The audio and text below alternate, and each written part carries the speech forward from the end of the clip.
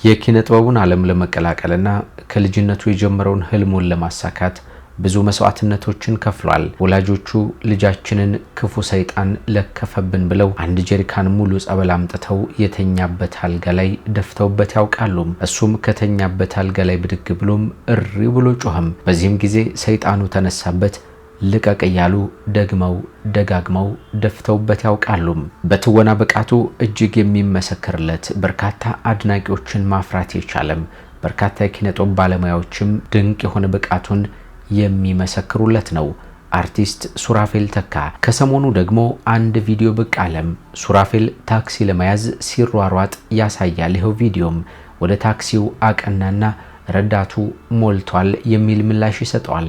ባክን ረፈደብኝ ያዘኝ ብሎ ጥያቄ ያቀርባል። ረዳቱም አመናጭቆናም ክብሩን አሳጥቶ ጥሎት ይሄዳል። ይህም ቪዲዮ ከወጣ በኋላም እጅግ በርካታ ኢትዮጵያን ልባቸው ተነክቶ ሱራፌል ተካም ታላቅ የኪነ ጥበብ ሰው ሆኖ ሳለም ለምንድነው እንዲህ የሚንከራተተው የሚል ጥያቄ አንስተው ነበርም። ይህንን ጥያቄ ተከትሎ አሁን አዲስ ነገር ተፈጥሯል።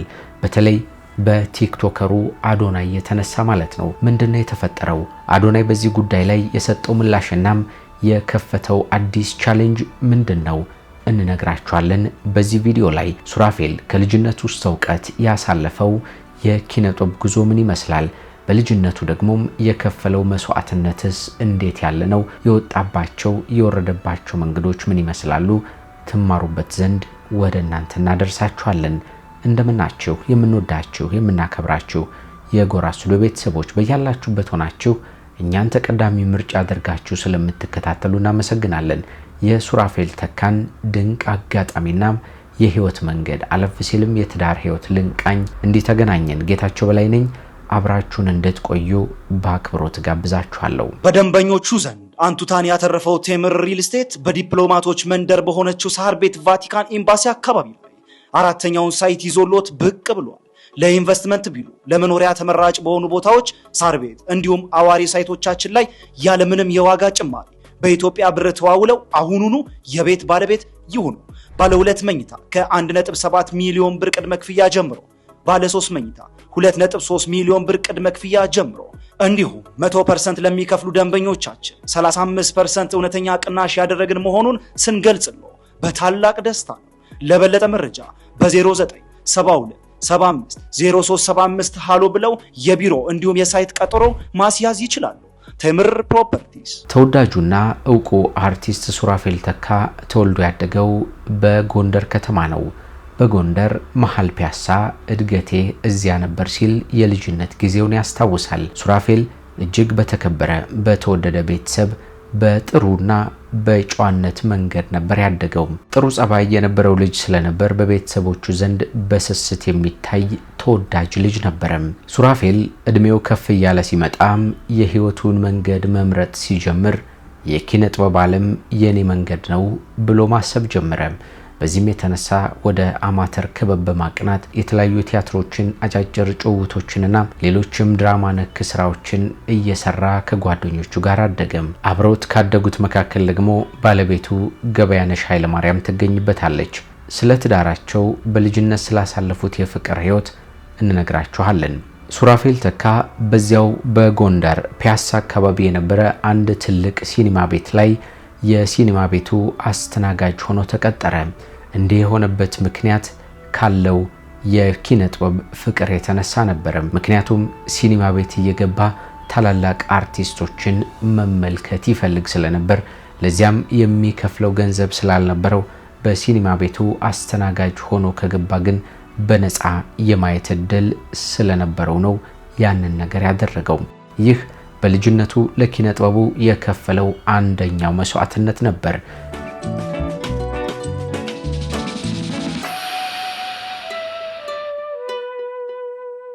በሲኒማ ቤቱና በተለያዩ የቲያትር መድረኮች ላይ ይባሉ የነበሩ የቲያትርና የኪነ ጥበብ ስራዎችን እየሰማ ወደ ቤቱ ሲመለስ እየተለማመደ ያየውን እንደ አዲስ እየተገበረ በጣም በርካታ ሂደቶችን አልፎ ነበር። አንድ ቀን በተለይ የአፄ ቴዎድሮስን ታሪክ የሚዳሰስ አንድ ቲያትር ከተመለከተ በኋላ ወደ ቤቱ አቅንቶ እጅህን ስጣለኝ ፈረንጅ እያለ የቲያትሩን ቃለ ተውኔት በተደጋጋሚም ይለው ነበር። ራት በልቶ ወደ መኝታው ካቀና በኋላ ይህንን ቃለ ተውኔት በተደጋጋሚ ሲጠራም የሰሙት ወላጆቹ ደግሞ ልጃችንን ምን ሰይጣን ለከፈብን፣ በሌሊትም በቀንም እንዲህ እያለ እየጮህ ነው ብለው እጅጉን ተደናገጡ። አንድ ቀን ጋደም ብሎ ነበር። እነሱም አንድ ጀሪካን ሙሉ ጠበል አመጡና እላዩ ላይ ይደፉበታል። ሱራፌልም ደንግጦም ከመኝታው ተነሳ። እሪው ብሎ ጮኸም። በዚህም ጊዜ ሰይጣኑ ተነሳ። ልቀቅ እያሉ ደጋግመው ያንን ጸበል ይረጩታል። ይህ በህይወቴ ካጋጠሙኝ ልዩ አጋጣሚዎች መካከል ነው ሲል ያስታውሰዋል። ያንን ጊዜም አንድ ቀን ደግሞ ይህንኑ ቃለ ተውኔት ሱራፌል እየደጋገመ ባለበት አንዲት ታማሚ አሮጊት ጎረቤታቸው ወደ ቤት መጡናም በሩን አንኳኩም። ሱራፌልም እጅህን ስጥ አለኝ ፈረንጅ እያለ ቃለ ተውኔቱን ይለው ነበር። እሳቸውም እባክህን ሱራፌል አንተም እጅህን ስጥ እኔም አሞኛል ልተኛበት ብለው እንደቀለዱበት ያንን ጊዜ ያስታውሳል።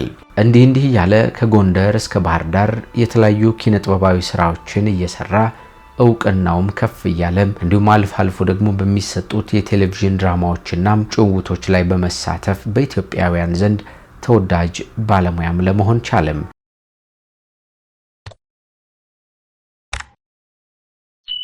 ባለቤቱ አርቲስት ገበያነሽ ኃይለማርያም ቀደም ብዬ እንደጠቆምኳችሁ አብሮ አደጉ ናት። የቃቃ ሚስቴም ነበረች ሲል ያስታውሳል። ገበያነሽ ጋር የነበራቸው እህትና ወንድማዊ ግንኙነት ነበረም። በተለያዩ የአማተር ክበባት ላይ አብረው ሰርተዋል። በተውኔቱ ድንቅ የሆነ ብቃታቸውን በጋራ ሲያሳዩ ነበር የኖሩት። እየቆዩ ግን በተለይ ባህር ዳር ካቀኑ በኋላ ግንኙነታቸው ከፍ እያለ ከእህትና ከወንድምነት ይልቅ የፍቅር ስሜት በሁለቱም ዘንድ እየታየ መጣም። በ2000 ዓመተ ምህረት ያ ውስጥ ላይ ተደብቆ ከልጅነት ጀምሮ አብሮ ያደገው ፍቅራቸው ተገለጠና ሱራፌል ገበያነሽን እንደሚወዳት ግልጥልጥ አድርጎ ተናገረ። እሷም አልደበቀችም፣ እኔም ወዳለሁ የሚል ምላሿን ሰጠችና ቀስ በቀስ ወደ ትዳሩ ተቀላቀሉም። በእንዲህ አይነት መንገድ የነበረው ጉዟቸው ቀጠለና ሱራፌልም አዲስ አበባ የኢትዮጵያ ብሔራዊ ቲያትርን ተቀላቀለም። ከነበሩት ተፈታኞች መካከል አሸናፊ በመሆንም ይህንኑም የቲያትር ቤት ከተቀላቀለ በኋላ ልዩ ልዩ መድረኮች ላይ ተሳታፊ መሆን ችሏል።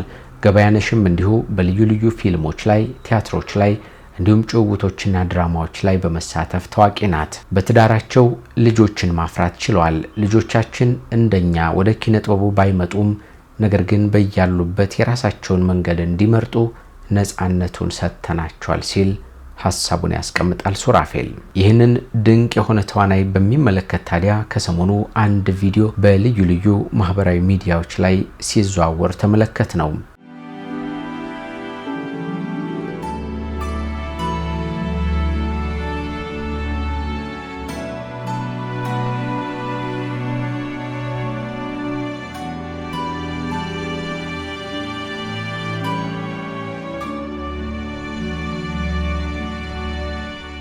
እንደምትመለከቱት ሱራፌል ታክሲ ለመያዝ እየተሯሯጠ ከሄደ በኋላም ረዳቱም ታክሲ ሞልቷል አሊዝህም የሚል ሐሳቡን ይነግረዋል። እሱም እባክህን ለስራ ስለረፈደብኝ እንድትይዘኝ እጠይቅሃለሁ የሚል ትህትናውን ያሳየዋል። እሱም አመናጨቀውና ጥሎት ያመራል። ይህ ቪዲዮ ግን በልዩ ልዩ ማህበራዊ ሚዲያዎች ላይ መነጋገሪያ ሆነም።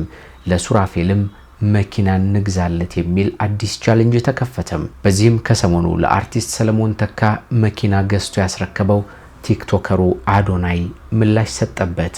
ተመልከቱት። ፖፑላር ኤሌክትሮኒክስ 500,000 ፎሎወር መድረስ ትፈልጋላችሁ ተብሎ ተነግሮኛል። ብዙ ሰዎች ሜንሽን አድርገውኛል።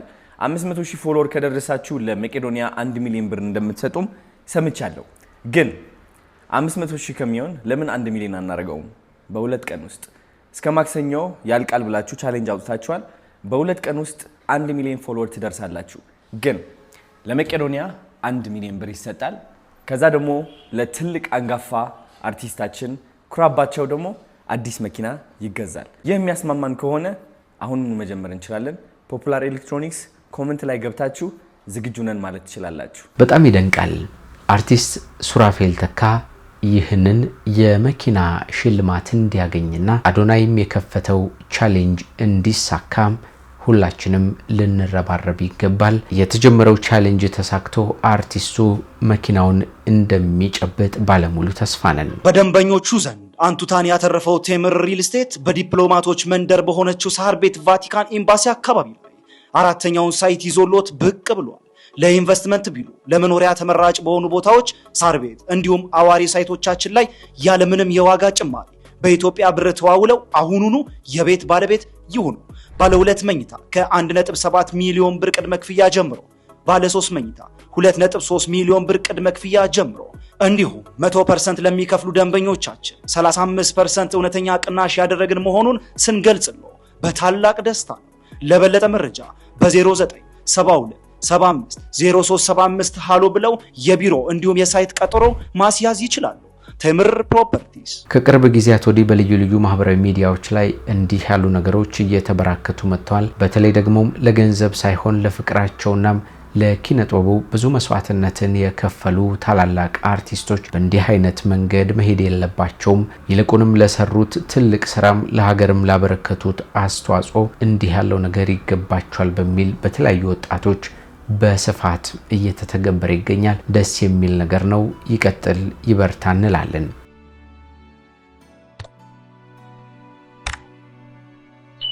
የምንወዳችሁ የምናከብራችሁ የጎራ ስቱዲዮ ቤተሰቦች በተለያየ ዓለም ክፍል ሆናችሁ እኛን ተቀዳሚ ምርጫ አድርጋችሁ ስለምትከታተሉ እናመሰግናለን። ጎራ ስቱዲዮ ወቅታዊ፣ ማህበራዊ፣ አዝናኝና አስተማሪ የሆኑ ልዩ ልዩ ታሪኮችን እየዳሰሰ እንዲህ ወደ እናንተ የሚያቀርብላችሁ ሚዲያችን ነው። በዛሬው ዝግጅታችን የተወዳጁን አርቲስት ሱራፌል ተካን አዲስ ነገር በተመለከተ በእንዲህ አይነት መንገድ ወደ እናንተ አቀረብን። ከዝግጅቱ ብዙ ቁም ነገር እንዳገኛችሁ ባለሙሉ ተስፋ ነን። ጌታቸው በላይ አብሬያችሁ ቆይታ አድርጌያለሁ። በሚቀጥለው እንደገና እስክንገናኝ ቸር ቆዩልን።